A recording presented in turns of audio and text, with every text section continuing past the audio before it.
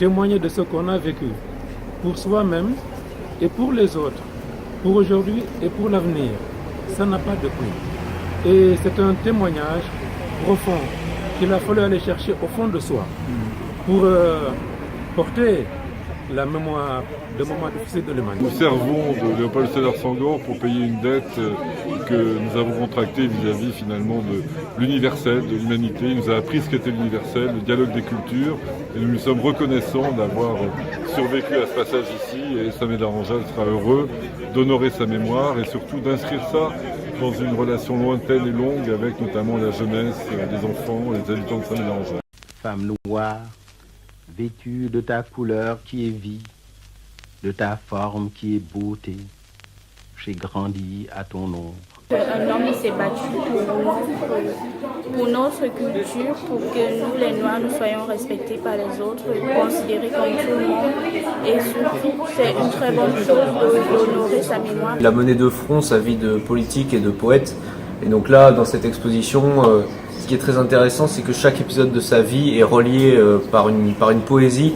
Et donc on peut lire dans ses mots toutes ses émotions, et ça c'est vraiment... il transmet des émotions à travers ses mots, c'est vraiment particulier à cette personne-là.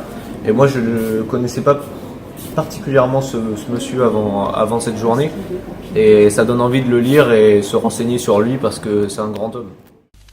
Et voilà qu'au cœur de l'été et de midi, je te découvre, terre promise du haut d'un haut col calciné, et ta beauté me foudroie en plein cœur.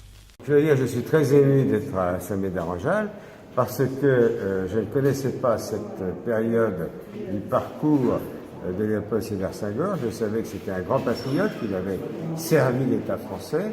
Je pensais qu'il avait été en captivité en Allemagne, mais je ne savais pas qu'il avait navigué à travers la France et qu'il avait terminé à Samédar Anjal. Donc c'est très émouvant pour moi d'être là aujourd'hui, d'autant que j'ai non pas vécu, mais mon père m'a beaucoup parlé de ses relations avec Léopold Sédar Senghor, qui date de la période de Cagnes au lycée de Migrant, où ils ont préparé des études littéraires, où ils sont devenus tous les deux agrégés de lettres, l'un agrégé de grammaire, l'autre agrégé de lettres classiques. Ils ont enseigné tous les deux, et disons qu'après la guerre, après cet épisode douloureux de Samédar Anjal, eh bien, ils se sont retrouvés.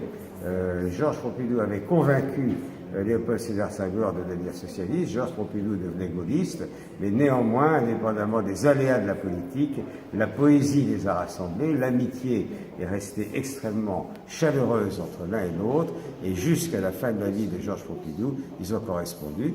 Et après la mort de Georges Pompidou, Claude Pompidou est resté l'ami de Léopold Sédar Senghor et de son épouse. Je suis très honorée en tant que membre de la famille qu'on donne le nom de Léopold Sédar Senghor à cette médiathèque.